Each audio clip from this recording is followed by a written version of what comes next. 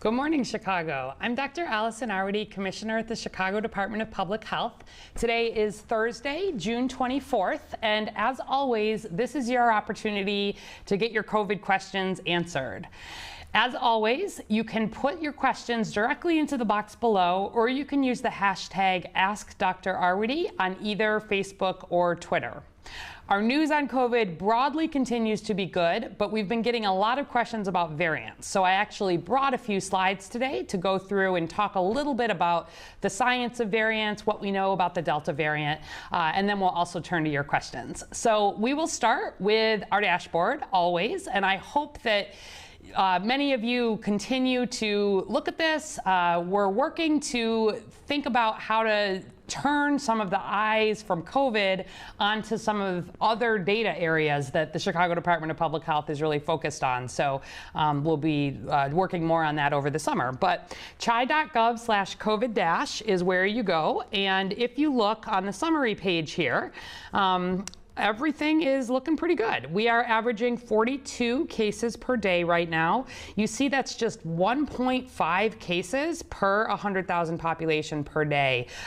It's just 10% of that 15 cases per day that marks a point of concern where we think about travel orders and things being in poor control.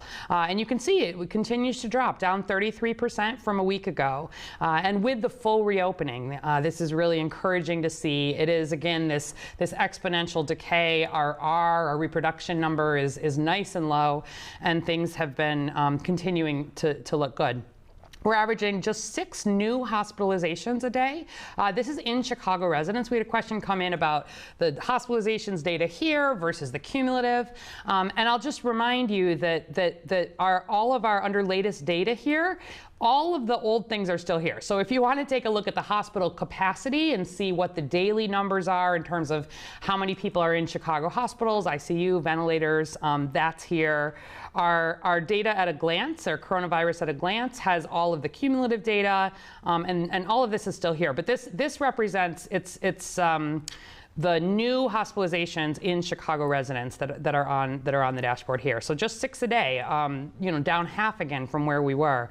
We're averaging, you can see, 2 deaths a day. And for both of these, we're starting to use decimal points because we're down in this lower range. But that is also down about 50% from a week ago and looking really good. We're doing about 6,700 vaccinations a day. Still, that's a lot of vaccine. It's not, of course, where we would most ideally be.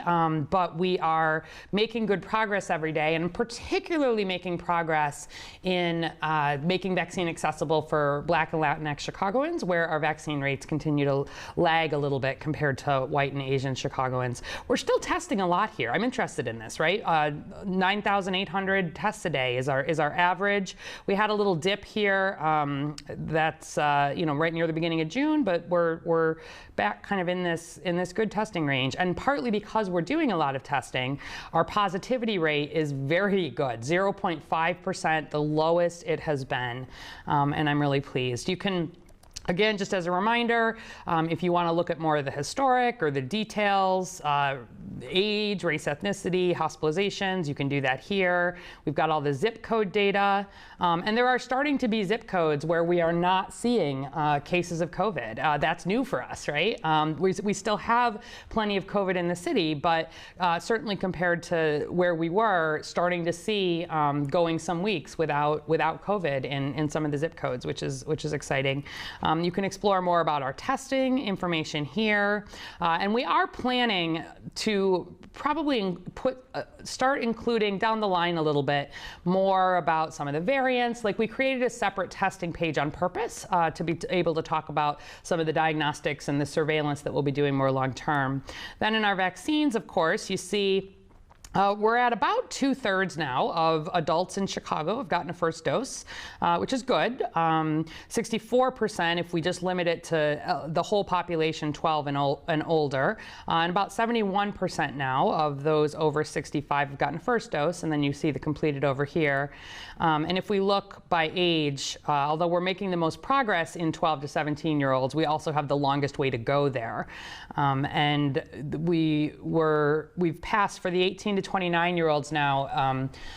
54% is good progress, and we have seen we're at more than 50% of white, Asian, and Latinx Chicagoans in the 18 to 29 category have all gotten at least a first dose. We're still lagging for Black Chicagoans in that group, but making progress. And I remain a little concerned about these oldest age groups. So I think we can look quickly at the overall race ethnicity here. You can see where we look at one dose. This is the whole population, not just adults.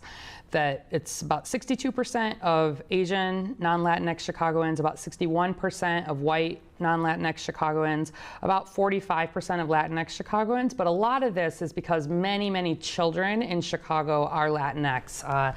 Although as a population, we think about a third of Chicago, little more than a third are white non-Latinx, about a third are Black non-Latinx, about a third are Latinx, and then a much smaller 5, 6, 7% are Asian.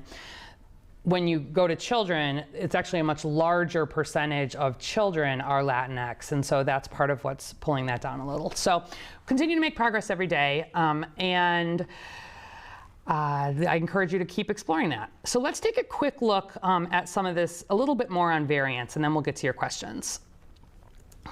So just to level set a little bit, these slides were made by Dr. Isaac Ganai, who is our medical director. He was on a few weeks ago. He's the one with the English accent, and we may bring him back to talk in a little more detail. It's certainly an area of major focus across the country and here in Chicago. So we're not going to spend a ton of time, but I just did want to help you have a little more context here. So there are many, many variants, and many variants that are emerging. Really, every week, every month, there's new variants. But not every variant is one that we're concerned about. And a variant just means a change or a mutation in the virus. And so what this is on the left is it's sort of showing from December on the far left up through, this was running through June, each of these gray lines is another sort of significant mutation, and then everything along here are additional mutations. The colors are where we've started to see some of the variants of concern or variants of interest, and we're going to talk about that. The idea is that the SARS-CoV-2, which is the name of the virus, has a genome, has a genetic instruction, just like we have a genome. That's our human genome, our DNA. The SARS-CoV virus has a genome that is RNA, and it is that the RNA are the genetic instructions to make the proteins, and then the proteins are what help the virus actually do its job on us. And so there are lots of different genes that then in turn are making proteins across the whole virus. But we are particularly interested in what are called the structural proteins: the spike protein, the envelope protein, the membrane protein, and the nucleocapsid protein. And I'll just show you this. So here's the SARS-CoV-2 virus. Usually it gets shown as red. We have often seen it with the crown. Remember, coronavirus means crown. And the crown here is blue. It's these spike proteins. And then the envelope proteins make this lighter blue portion. The membrane make these portion. And then the nucleocapsid protein and RNA are inside here. And the spike protein in particular, we are concerned about seeing mutations in, because it is this spike that comes and then it meets this receptor, and this is how it gets into the host, into us. And so you can imagine that if this virus is seeing mutations in this spike, we could see changes in terms of our body's ability to fight off the virus. The current variants are certainly not the first. They're not going to be the last. We're not going into detail here, but this is just following to give you a sense of all of the different ways that we are looking and tracking viruses. There's scientists who are looking at the actual shapes. There's scientists who are looking at the changes. This on the right here is showing between January 2020 and May 2020 a complete replacement here almost of one of the proteins and where that sits in the genome. So there's a lot of work that's behind the scenes, but this is being collected internationally in a number of different ways. And the idea here is you're going to follow one mutation, one variant, and one mutation that can result in a particular variant. And you'll see that, for example, this one, we weren't seeing it all in January and February, and then have seen it come up to a point where about 75% of the coronavirus that is being detected around the world and tested does have this particular mutation. So this is the main thing I want folks to understand. There are some variants that are what we call concerning or interesting. And these are the main ways that make a variant concerning or interesting. So we can have increased transmissibility. That's one of the biggest concerns. That was the alpha variant, it's now known as, that really emerged or was first detected in the UK. And when you have a virus that's much more transmissible, it's more infectious, it's more contagious. You don't need to be exposed to as much of that virus to get sick. And so it has the potential to really drive outbreaks. We also worry about increased disease severity. We've seen in some cases with some of the variants, again, based on mutations that they have, that people might be more likely to end up in the hospital, for example. And that would obviously be a concern.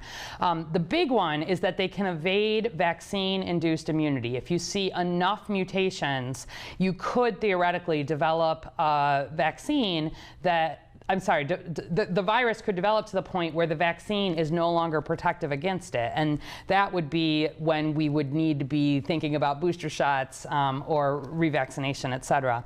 And then being able to evade infection-induced immunity, meaning not when someone has gotten the stronger, long-lasting from a vaccine, but obviously if somebody gets COVID, there is some level of infection-induced immunity, and we can see mutations that adapt that. If it evades therapeutics, so the treatments that we use, and we've seen a little bit of that with some of the variants. There are certain antibody treatments that are not good about it. And then finally, it evades diagnostics. So you can imagine variants where our tests are not picking up COVID in the same way. So these are the main areas that researchers really look at around the world. Sometimes, as you'll see at the bottom, we look at things like zoonotic emergence, which means are we seeing variants in animals?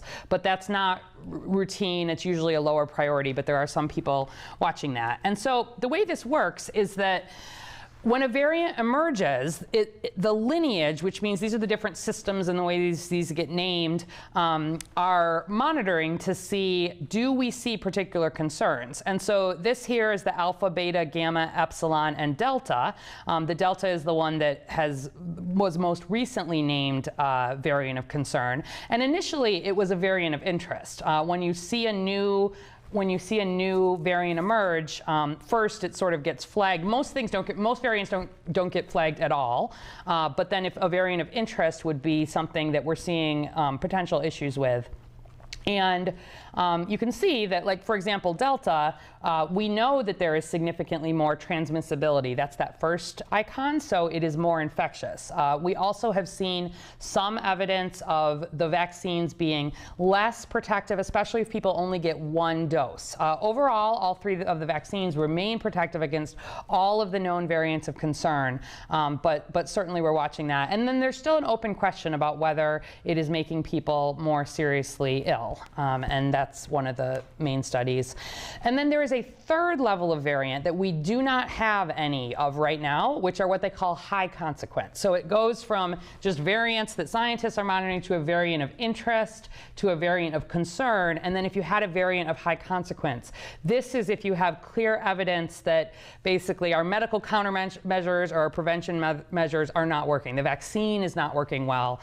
There's something major here that would really cause us to need to change our response. So we don't have a variant at this point of high consequence, but we certainly could see one emerge. And so as we're seeing this profound reduction in COVID-19 incidence, meaning new cases citywide, this is over the weeks of the year, the MMWR week. This is how public health folks count weeks. It's the way the CDC counts. So between weeks 8 and 22 of the year, we saw this decrease, and we've seen even further.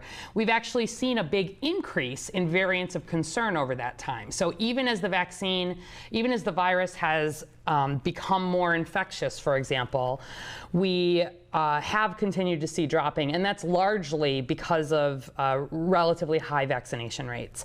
If we look at Delta in particular, this was a study that came out of the UK where a lot of Pfizer has been used, just like it has here.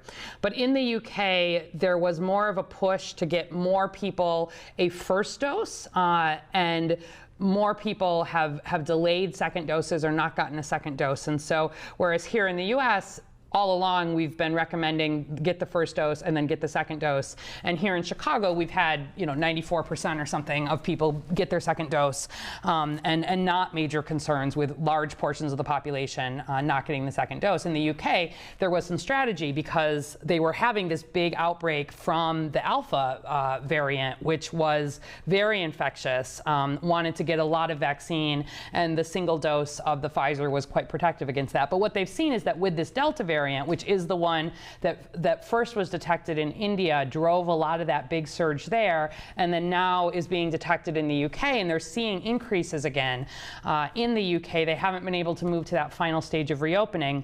Some of that is because we do see a little bit of decreased vaccine efficacy. So there was this big study in the UK with Pfizer, and what we saw is that the vaccine in the real world actually remained very protective if people had gotten 2 doses. So you see on the left here, B117, that's the original Alpha variant, 93% protective.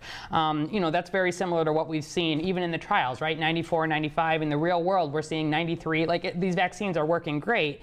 And we did see a little bit of a drop off with the Delta variant, but not a big one. It's still 88% protective against COVID and against the Delta variant. But what we saw when people had only gotten a first dose and had not gotten that second dose of Pfizer, we saw about a 51% protection against the Alpha variant, but only a 34% protection against the Delta. So there's been a lot of work to try to get people second doses. But this is certainly of some concern because we see some decreased efficacy.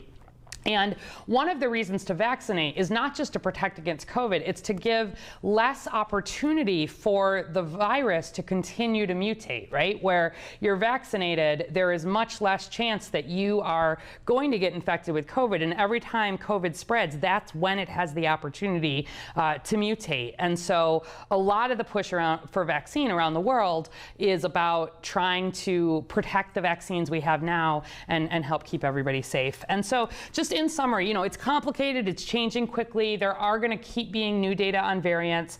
Really critical that everybody understands all 3 of the vaccines that are approved for use here in the US do protect against all known variants. We see a little bit of decrease in protection. There's some question about if people have not gotten both doses, but broadly speaking, these vaccines, thank goodness, continue to perform really well, which is why even as we've had more variants here, we are broadly still in control. There are no variants at this point that have been designated that high consequence, the biggest concern. And if you hear that, you know that is a major issue. And then CDPH really does have some expertise in this, and we're building more. We've gotten funding from the CDC to build more local capacity and local variant surveillance. And so we've got this testing and lab-based surveillance team now. We've got a designated medical director. That was Dr. Ganai, who was here.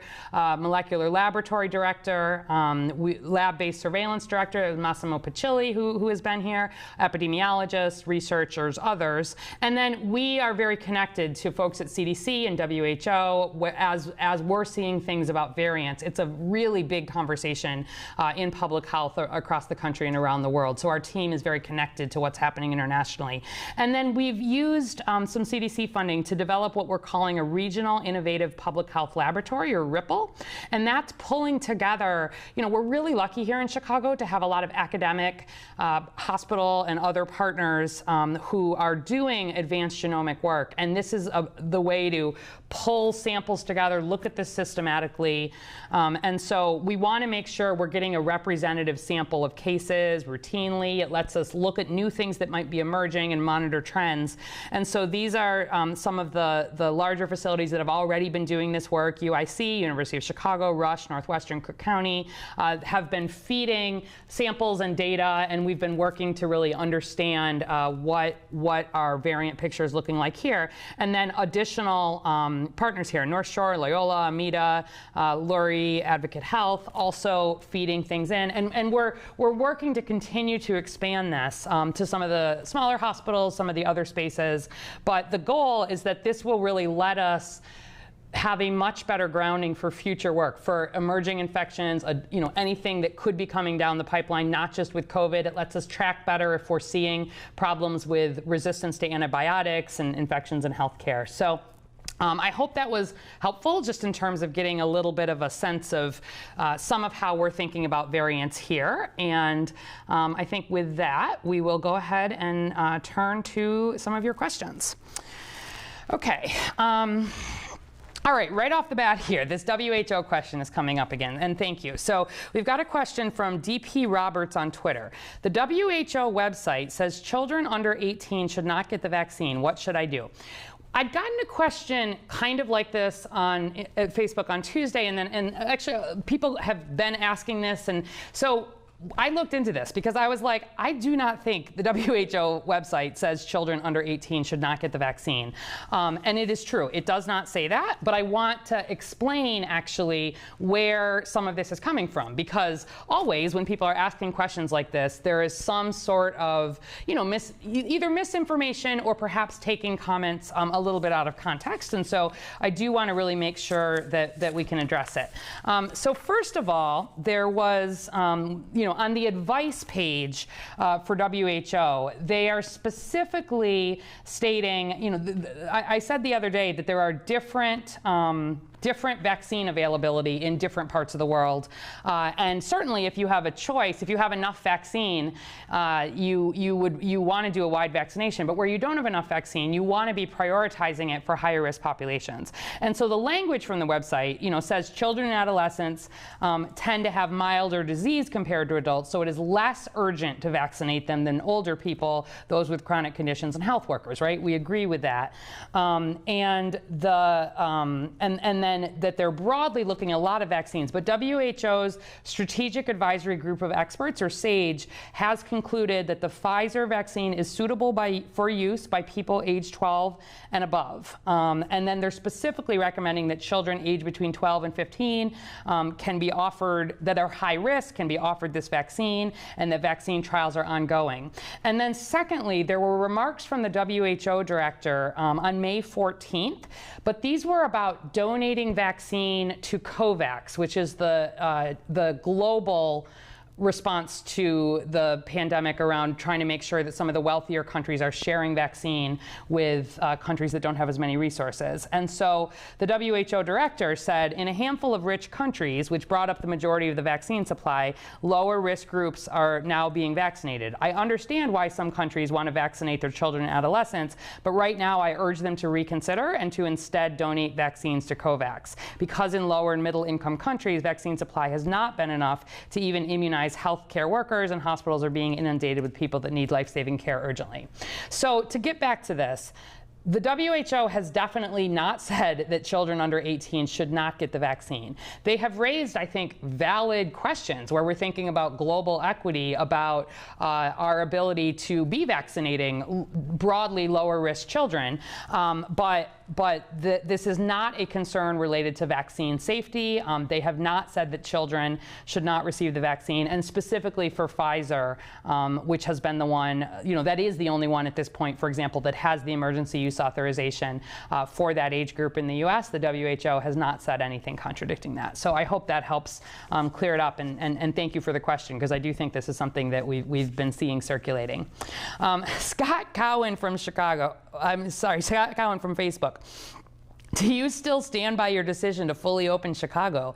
I do, absolutely. I think I'm so pleased to be at a point in this outbreak where we are as well controlled as we are. And I think, as always, these decisions that we make have been based on data, have been based on what we expect to come based on what we know about epidemiology. We're looking at modeling. And so it is absolutely appropriate for Chicago to be fully open right now while we continue to work on vaccination.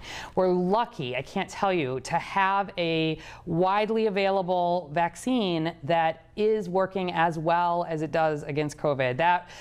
That really exceeded my expectations in terms of how well this vaccine would protect. And so, yeah, I am very pleased with where we are. We are not done with COVID. We continue to monitor, and I think there are questions where we start to get into the fall and winter.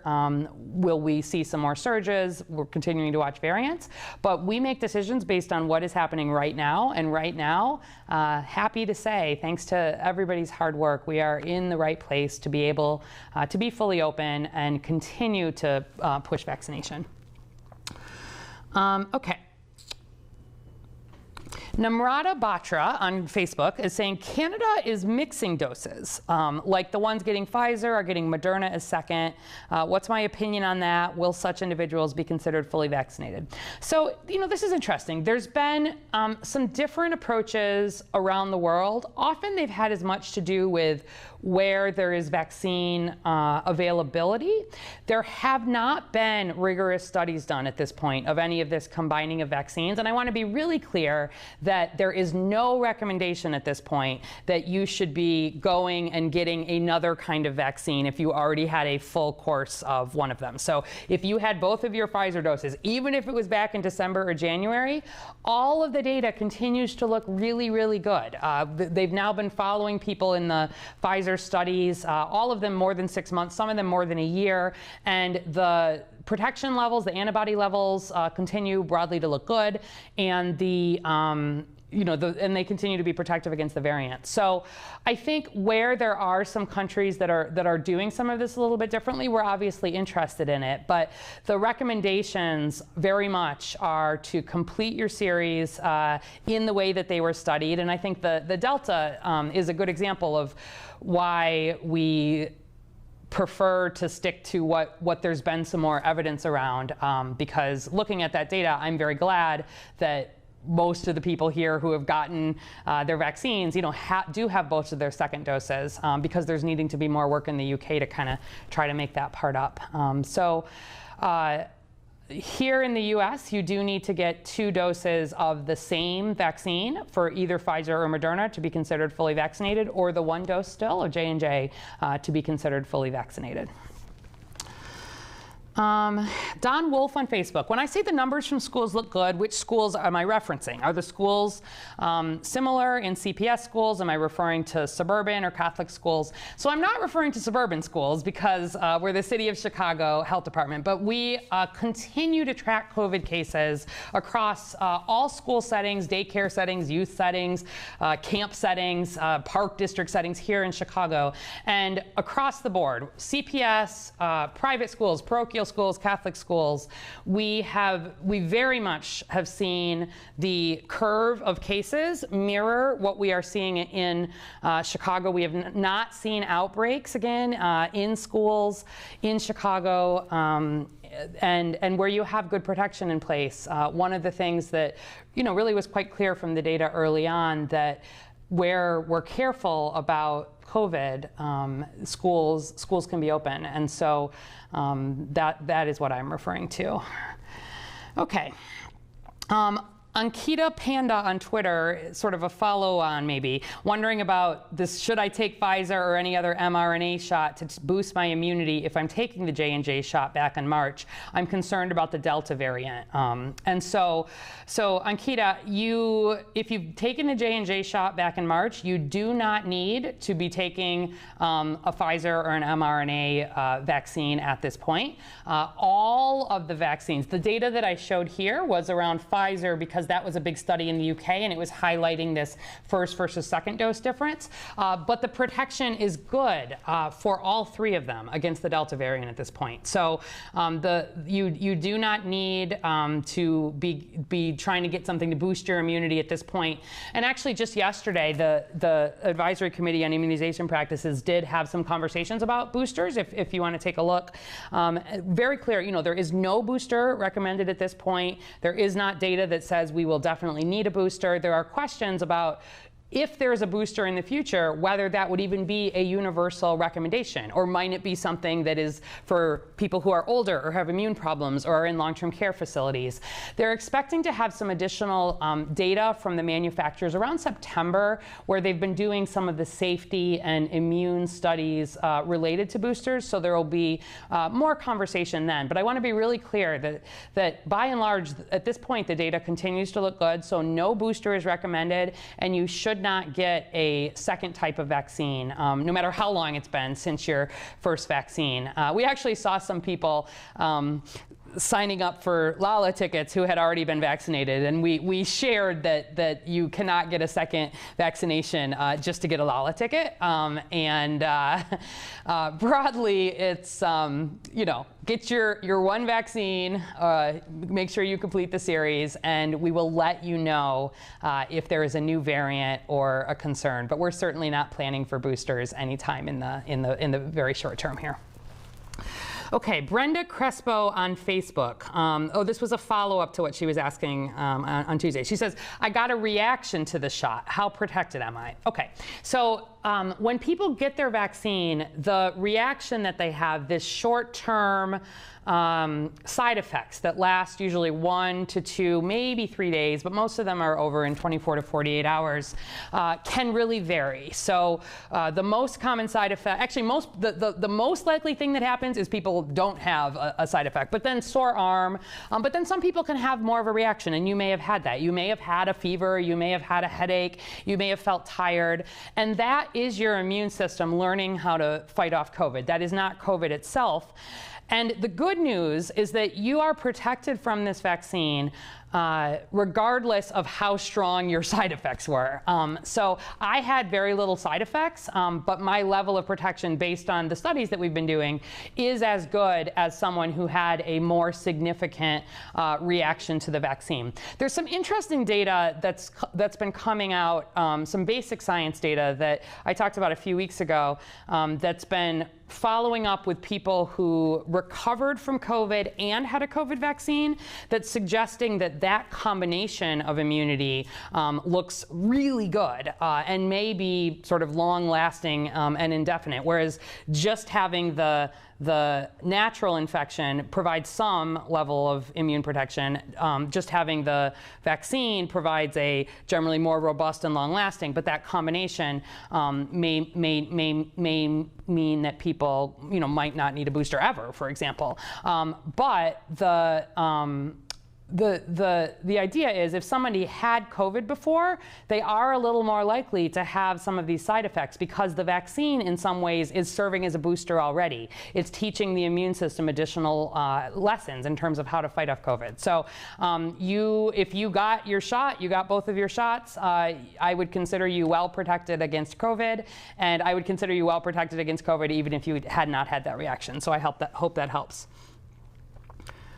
Gerard Norm from Twitter says, why am I not talking about the Delta variant? Is it planning on skipping Chicago? People need to be aware of this. So maybe you weren't watching, but I just spent quite a bit of time going over the Delta variant. We definitely have seen cases here, more than 70 cases in Chicago, and they've been in multiple parts of the city, very strongly in people who are unvaccinated. Again, not a surprise here, but the Delta variant is definitely here, just as the Alpha and the Beta and the Gamma and all of the variants of concern have been detected. It's one of the reasons we're really building up our capacity to make sure we can monitor this more long term. So I hope that helps. Oh, here's a good question. Lovebug on Twitter says, can we stop getting injections from random people in vans or at picnics on corners? Vaccine expires after being left out, right? Most of these vans I'm seeing are not equipped with freezers or refrigerators. And Lovebug saying clinics are open, Walmarts are open, people are taking walk-ins, be smart. Okay, I like this question. Thank you for raising it. So CDPH has, even before COVID, we invested a lot of resources in technology that helps us keep vaccines cold in a fully mobile setting. And actually, we can keep them cold for days if we need to. We have special boxes that are charged. At one point, I had Christopher Shields actually come on and talk about how this works. But they are designed to keep vaccines cold without needing electricity, without needing a refrigerator, without needing a freezer. And there are monitors in those boxes that actually track and send into the sky. We collect back what the temperature is in those boxes. You can do it every 15 minutes. We also track the location of the boxes. And so please rest assured that when we are doing vaccination, we pay a lot of attention to what's called the cold chain, making sure that vaccine is cold to the point that it needs to be. But also, you can take vaccine out of, and you have to take vaccine out of the freezer and the refrigerator, and you actually have to let it come to room temperature, as you're drawing it up. You can't administer a vaccine that's still frozen. And so there are very specific hours, and we track, and that is true at a mobile site, that is true at a location. There's a very specific time frame from when you puncture a vaccine vial in which it has to be used. And even if you are getting a vaccine from one of our buses, one of our new Sprinter vans, which you'll probably see, or people who are out and about, please know that those vaccines have all of the same quality measures that are in place at a bricks and mortar location. But you are right that vaccine is definitely available in pharmacies. You can walk in. It's available at hundreds of doctors' offices. Yeah, good question. Okay. All right. We're just about out of time. Let me see. Becca Wood on Facebook, what are the long-term effects of COVID that we know about? Some are asking, when will we see the end of the pandemic? So that's a big question. I think we are still learning about this long COVID, right? This fact that a lot of people who have been diagnosed with COVID have had symptoms that have gone on for months, and there are some researchers here in Chicago and around the country that are really looking at that. I want to be clear, that is long-term effects of COVID virus, not COVID vaccine. COVID vaccine has not been found to have long-term effects of concern. The quote end of the pandemic, I don't have a crystal ball there. Certainly we're in good control at the moment, but keeping close eye in terms of variants, et cetera. And then I'm seeing a couple of things here. Old Army Nurse 3 is asking about the FDA has put a warning on Moderna and Pfizer vaccines related to myocarditis. So I want to actually talk about this in some more detail. Pfizer vaccine is the only vaccine that has been approved for adolescents in that 12 to 17-year-old group. And yesterday, it's not the FDA, it's the ACIP, Advisory Committee on Immunization Practices for CDC, met, and they looked at all of the data related to myocarditis, inflammation of the heart muscle, pericarditis, inflammation of the sac around the heart. And they found that there certainly have been examples of myocarditis and pericarditis. It's at about 12 per million after the second dose. And however, they found that the risk of COVID strongly outweighs the risk of vaccine, and they continue to strongly recommend, as did all, there were a group of 12 different agencies that signed on here, very strongly recommend vaccine for adolescents, even in this context. It's an example of something we want to make sure we continue to monitor. So in the rare event somebody has an effect with myocarditis, the doctors can look for it. But this has been something that has, there have been much higher there's a higher likelihood of this complication after COVID virus infection than there is after COVID vaccine, much higher. And so the recommendation stands to be vaccinating children. Again, the Pfizer is the only one, and there will be some, we'll continue to have, for the doctors, labeling around things to be aware of related to side effects, but there was not a change in terms of recommending the vaccine. So thanks for that. Okay, I think we are at time, and if I didn't get to you today, we will try to come back to them on Thursday, or I'm sorry, next week. Thank you very much for tuning in. I think we don't need a specific good news because a lot of the news on COVID is really good at the moment. The second gentleman was here yesterday, the husband of Kamala Harris, and was very pleased to have a chance to meet a lot of the community partners who have been getting the job done in terms of getting vaccine into communities. And I really want to continue to thank everybody across the city who has stepped up for almost 18 months now in terms of really keeping COVID under control, working to get vaccine out.